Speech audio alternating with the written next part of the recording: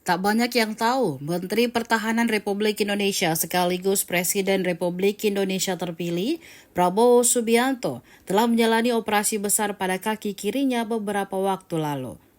Hal itu ketahuan saat Presiden Jokowi menjenguk dirinya di Rumah Sakit Pusat Pertahanan Negara atau RSPPN Sudirman, Jakarta, saat diunggah di akun Instagram @jokowi pada Minggu 30 Juni 2024. Diketahui Prabowo sudah lebih dari 30 tahun cedera, namun mengapa Prabowo baru dioperasi pekan lalu? Kini Prabowo sudah dalam kondisi baik-baik saja setelah dinyatakan operasi besar yang dijalaninya berhasil.